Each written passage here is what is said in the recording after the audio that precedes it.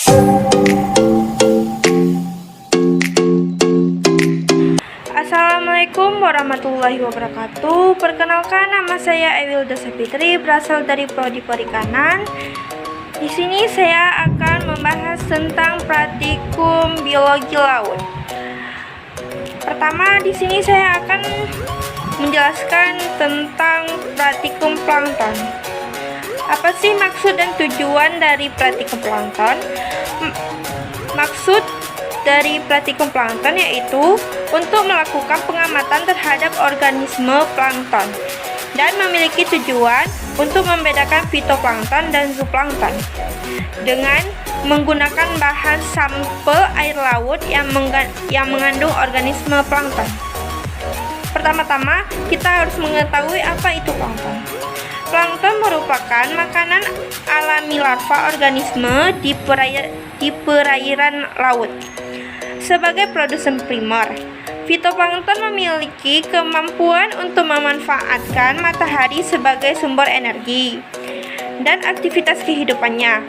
Sementara itu, zooplankton berkedudukan sebagai konsumen primer dengan memanfaatkan sumber energi yang dihasilkan oleh produser primer. Dan zooplankton merupakan hewan mikroskopis yang telah memiliki alat gerak sederhana. Menurut daur hidupnya terbagi atas megaplankton, makroplankton, mikroplankton, nanoplankton, dan ultraplankton. Selanjutnya ada fitoplankton. Fitoplankton merupakan tumbuhan laut mikroskopis yang bebas melayang dan hanyut dalam air serta mampu berfotosintesis. Fitoplankton yang berukuran cukup besar dan tertangkap oleh jaring plankton, yaitu planktonet, umumnya terdiri dari dua kelompok besar, yaitu ada diatom dan dinoflagellata. Itu memiliki beberapa contoh diatom, yaitu ada Chaetoceros sp dan Arachnodiscos sp, Thalassionema sp. Itu untuk contoh dari diatom. Dan selanjutnya ada beberapa contoh dari dinoflagellata. Ada Gymnodinium sp, ada Noctiluca miliaris, ada Ceratium macros. Dan ada beberapa contoh dari zooplankton, yaitu ada Copepoda, ada larva ikan, ada larva gastropoda, ada larva Divalvia, ada larva cacing. Yaitu dengan memiliki prosedur yaitu yang pertama kita butuhkan adalah botol sampel air laut. Kemudian yang kedua, teteskan di atas gelas benda objek gelas, lalu tutup dengan gelas penutup, yaitu deglas. Yang ketiga, cari dan amati sampel kita dengan bantuan mikroskop. Mula-mula menggunakan pembesaran 10x10, kemudian menggunakan 10x40. Terus pilih dan gambarlah masing-masing dua jenis fitoplankton dan dua jenis zooplankton. Sebelum kita menggambar dengan pembesaran 10x10 ataupun 10x40, mintalah persetujuan asisten kita. Kemudian amati bentuk morfologi plankton dan tujuan-tujuan bagiannya.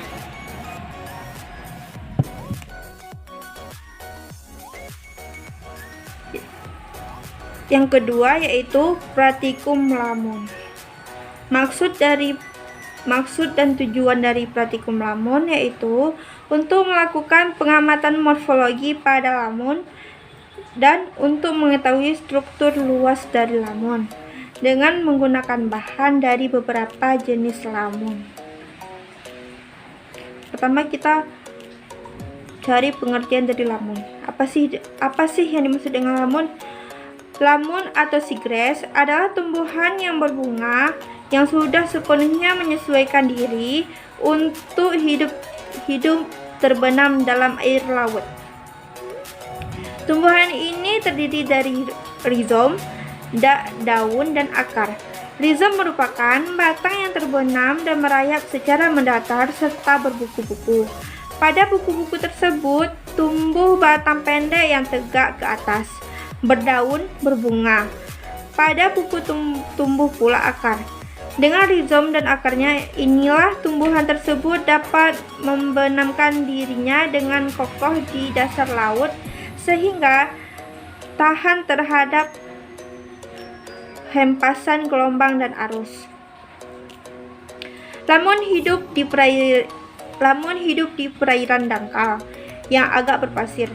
Sering pula dijumpai di terumbu karang, kadang-kadang membentuk komunitas padang lamun yang luas. Padang lamun merupakan satu ekosistem yang sangat tinggi produktivitas organiknya. Padang lamun juga berperan sebagai tempat untuk menetap, mencari makan, berlindung, bertelur memijah, dan membesarkan anak.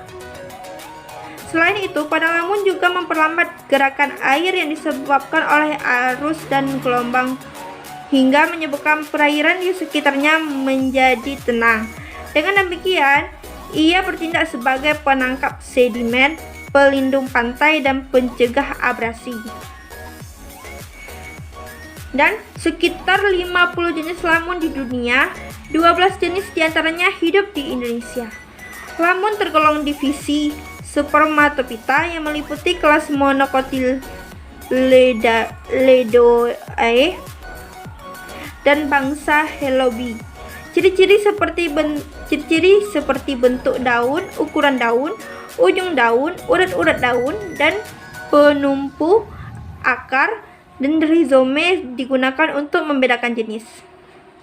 Suku Hydrochaeridae memiliki anggota dengan bentuk daun seperti pita, bulat, memiliki pelepah dan penumpu. Rizom beruas dengan panjang 5-40 menit. Rizom beruas dengan panjang 5-40 mm. Pada rizom terdapat akar, ada yang tunggal dengan diameter 2-5 cm, panjang 15 cm atau lebih, berbulu, memiliki fibrous distal. Sedangkan suku Photomagetonacea memiliki ukuran tumbuhan selang atau kecil. Rizom kecil, kuat, beruas. Pada tiap buku terdapat tunas tegak dengan 2-4 helai. Daun bentuk pita atau jarum. Panjang daun sampai 4-15 cm dengan ujung daun bulat, bergerigi atau tidak beraturan. Berikut prosedur untuk praktikum lamun. Yang pertama yaitu ambil satu sampel lamun. Kemudian amati dan gambarlah morfologi dari lamun tersebut beserta bagian-bagiannya. Catat dan deskripsikan ciri-ciri morfologi dari sampel tersebut seperti bentuk daun, ukuran daun, ujung daun, urat-urat daun, akar rizoma, ada tidaknya daun penumpu, dan organ khusus lainnya. Selanjutnya, amati beberapa sampel lamun dan marga lainnya. Deskripsikan dan bandingkan dengan struktur luarnya. Kemudian mintalah bimbingan asisten jika mengalami kesulitan.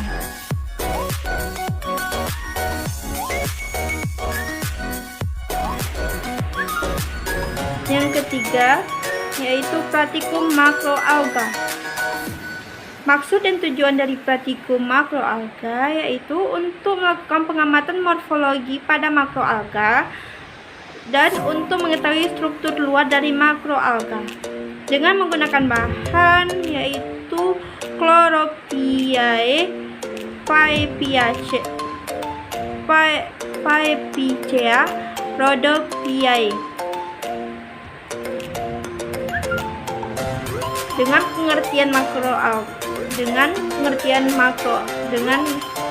penjelasan tentang makroalga. Alga merupakan tumbuhan laut yang memiliki bentuk yang sangat bervariasi. Ada yang bersifat uniseluler dan ada yang multiseluler. Ada yang berukuran mikroskopis atau mikroalga, hidup melayang bebas sebagai fitoplankton, dan ada pula yang berukuran besar makroalga, melekat pada substrat keras atau menjalar di dasar perairan sebagai fitobentik. Perbedaan dengan tumbuhan tingkat tinggi, alga tidak mempunyai akar, batang, dan daun yang berfungsi seperti pada tumbuhan darat yang lazim kita kenal. Seluruh yang beraneka ragam. Substansinya pun bermacam-macam. Ada yang lunak, kenyal seperti karet, keras berkapur, berserabut, dan lain sebagainya. Pada makroalga, proses fotosintesis terjadi dalam talus. Mineral dan zat hara diserap dari perairan sekitarnya secara difusi juga dengan talus dan melekatkan diri pada substrat dengan holdfast. Alga hijau memiliki habitus yang beragam. Courlepa sp. memiliki talus berupa stolon yang menjalar, melekat pada substrat dengan rhizoid berbentuk serabut, dan melakukan aktivitas fotosintesis dengan asimilator yang serupa dengan buah anggur. Ulva sp. memiliki talus berupa lembaran hijau tipis seperti plastik yang kadang berlubang-lubang, hijau tipis seperti plastik yang kadang-kadang berlubang-lubang untuk melewatkan air. Sedangkan talus Halimeda sp. terdiri dari lempeng-lempeng hijau yang pipih, berkapur, dan melekat pada substrat berpasir dengan holdfast rhizoid yang berserabut. Halimeda sp. merupakan jenis alga hijau yang paling umum dijumpai di Indonesia. Berperan dalam menstabilkan substrat berpasir dan merupakan salah satu sumber zat kapur. Alga coklat umumnya memiliki talus yang bentuknya menyerupai tumbuhan. Alga coklat umumnya memiliki talus yang bentuknya menyerupai tumbuhan tingkat tinggi. Padina sp. memiliki talus berupa lembaran tipis, berkapur bentuk kipas. Garis konsentris dan rambut-rambut pada talusnya, melekat pada substrat keras dengan holdfast berupa cakram. Sargassum sp. memiliki semacam daun yang disebut phylloid, batang semu berupa stalk atau stipes, dan holdfast berbentuk cakram atau discoid atau bercabang. Untuk membantu daya apung, talus dilengkapi vesikel, pneumatochis atau bladder yang merupakan gelembung udara yang berisi gas CO2 dan O2. Alat reproduksi berupa konseptakel, semacam sel berbentuk botol yang terdapat di dalam reseptakel. Turbinaria sp. memiliki phylloid berbentuk turbin yang pada bagian tengahnya terdapat gelembung udara. Bagian talus yang lain sama dengan Sargassum sp. Di daerah subtropis, alga coklat dapat mencapai ukuran sangat besar. Di pantai barat AS, jenis alga coklat Macrocystis pirifera dapat tumbuh hingga sepanjang 100 meter. Membentuk komunitas kebun, kelompok jenis alga ini dimanfaatkan sebagai salah satu sumber alginate, bahan baku industri. Alga merah umumnya memiliki talus sederhana yang kenyal, melekat pada substrat keras berwarna kemerahan, dan menempati habitat yang lebih dalam jika dibandingkan dengan alga hijau dan alga coklat. Senyawa keraginan yang dikandung alga merah membuat jenis tersebut menjadi komoditas ekonomi yang penting, sehingga banyak dibudidayakan di Indonesia. Jenis yang dibudidayakan antara lain Kappa Picurus alvarezi dan Gracilaria sp. Beberapa contoh dari alga yaitu beberapa morfologi dari alga ada morfologi Schulerpa racemosa, ada morfologi Halimeda macroloba, ada morfologi Ulva reticulatae, dan ada morfologi Dicyota ciliolate, ada lagi morfologi Padina minor, ada lagi morfologi Sargassum sp, morfologi Halimeda surfilae, morfologi Kapashi alvare. Untuk melakukan prosedur praktikumnya yaitu pertama-tama kita ambil satu sampel makroalga, kemudian amati dan gambarlah morfologi luar dari makroalga tersebut beserta bagian-bagiannya. Catat dan deskripsikan morfologi sampel tersebut. Selanjutnya, amati beberapa sampel makroalga dari kelas lain. Deskripsikan dan bandingkan dengan struktur lainnya. Kemudian mintalah bimbingan asisten jika mengalami kesulitan.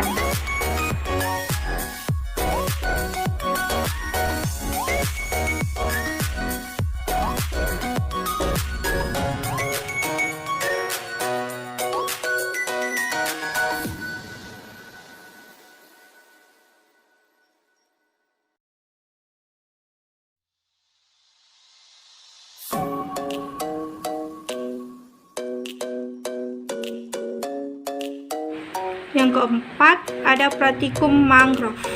Maksud dan tujuan dari praktikum mangrove yaitu untuk melakukan pengamatan morfologi dan anatomi pada mangrove, dan untuk mengetahui struktur luar dan dalam dari mangrove dengan bahan dari beberapa jenis mangrove. Pengertian dari mangrove. Kata mangrove belum diketahui secara jelas asal-usulnya hingga saat ini. McNeill pada tahun 1968 menyebutkan bahwa kata mangrove merupakan perpaduan antara bahasa Portugis manggung dan bahasa Inggris grove. Sedangkan Masteller pada tahun 1997 menyatakan bahwa kata mangrove berasal dari bahasa Melayu kuno mangi-mangi yang hingga kini masih digunakan oleh penduduk Indonesia bagian timur untuk menyebutkan tumbuhan dari marga Avicennia. Beberapa ahli mendefinisikan istilah mangrove secara berbeda-beda. Tom Nison pada tahun 1986 dan Wakeman pada tahun 1989 mendefinisikan mangrove sebagai tumbuhan atau komunitas yang terdapat di daerah pasang surut. Mangrove juga didefinisikan sebagai formasi tumbuhan dari litoral yang khas di daerah pantai tropis, subtropis yang terlindungi. Menurut Sanger pada tahun 1983, sedangkan menurut Surya Negara pada tahun 1987 mendefinisikan hutan mangrove sebagai hutan yang terutama tumbuh pada tanah lumpuh aluvial di daerah pantai dan muara sungai yang dipengaruhi pasang surut air laut, dan terdiri atas jenis-jenis pohon Avicennia, Soneratia, Rhizopora, Berguera, Cereops, Lumnifera, Exocharia, Cyclocarpus, Aegiceras, Cipipora, dan Nipah. Tumbuhan mangrove telah sepenuhnya beradaptasi untuk hidup di daerah estuaria dengan kondisi lingkungannya ekstrim. Struktur morfologi dan anatomi mangrove pada dasarnya sama dengan tumbuhan tingkat tinggi lainnya. Namun pada mangrove dijumpai beberapa ciri morfologi dan anatomi yang khas sebagai mekanisme adaptasi terhadap lingkungannya. Mangrove mengembangkan sistem akar tunjang di daerah berlumpur yang labil untuk mempertahankan posisinya agar tidak mudah roboh. Sistem akar napas dan akar lutut juga dikembangkan untuk memperoleh oksigen bagi sistem perakarannya. Sebagian mangrove yang memiliki batang dan kulit yang tebal sebagai perlindungan bagi kondisi lingkungan yang ekstrim yang dilengkapi dengan lentisel untuk memperlancarkan sirkulasi udara. Mangrove umumnya memiliki daun tebal berdaging atau sukulen dan dilapisi kutikula atau lapisan lilin sebagai mekanisme untuk mengurangi penguapan. Secara aktif daun mangrove mengeluarkan kandungan garam melalui kelenjar yang terdapat pada daun untuk mempertahankan konsentrasi cairan ekstrasel yang ada dalam tubuhnya agar tetap stabil. Bunga memiliki mahkota dan kelopak yang tebal, berukuran kecil atau sedang, kadang berwarna menyolok dan berbau menyengat untuk menarik perhatian serangga. Beberapa jenis mangrove memiliki buah yang sudah berkecambah sewaktu masih berada di pohon induknya atau vivipar. Hal ini bertujuan untuk memperbesar peluang hidup bagi generasi mangrove berikutnya. Vegetasi mangrove umumnya tumbuh di daerah pasang surut. Salinitas sedang terbuka terhadap empasan ombak dengan substrat berlumpur, berpasir, gambut maupun substrat keras seperti karang. Kondisi lingkungannya yang berbeda-beda tersebut mempengaruhi penyebaran jenis-jenis mangrove sehingga membentuk pola zonasi yang khas seperti zonasi Avicennia, Rhizopora, dan Bucluera. Vegetasi mangrove dapat tumbuh hingga 30 meter pada kisaran salinitas 10 sampai 30. Mangrove berperan penting dalam menstabilkan substrat, merangkak sedimen, melindungi pantai dari badai, abrasi, dan intrusi air laut. Selain itu, mangrove juga menjadi tempat untuk berlindung, mencari makan, bertelur, memijah, membesarkan anak, dan berkembang biak bagi berbagai organisme. Banyak jenis burung air, ikan, udang, dan kerang yang menjadikan daerah mangrove sebagai habitatnya. Bagi manusia, mangrove dapat dimanfaatkan sebagai sumber bahan bakar dan bangunan, bahan makanan, obat-obatan, perikanan, pertanian, rumah tangga, dan industri. Indonesia merupakan negara pemilik hutan mangrove terluas, 3,53 juta hektar dengan jumlah spesies mangrove tertinggi di dunia. Di Indonesia tercatat sekitar 203 jenis tumbuhan mangrove meliputi 89 jenis pohon, 44 jenis epifit, 44 jenis herba tanah, 19 jenis pemanjat, 5 jenis palma dan 2 jenis paku, dan 203 jenis mangrove. 43 jenis diantaranya merupakan mangrove sejati, true mangrove. Sedangkan sisanya dikategorikan sebagai mangrove ikutan, associated, dan di seluruh dunia tercatat sekitar 60 jenis mangrove sejati, sehingga pada tahun 1983. Dalam 10 tahun terakhir, hutan mangrove di Indonesia telah berkurang 50% akibat pembukaan lahan untuk tambak dan pemukiman. Banyak jenis flora dan fauna kini terancam punah.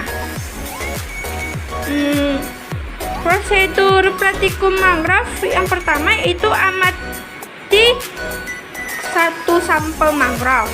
Kemudian amati dan gambarlah morfologi luar dan dalam dari sampel mangrove tersebut beserta bagian-bagiannya. Catat dan deskripsikan ciri-ciri morfologi dan anatomi dari sampel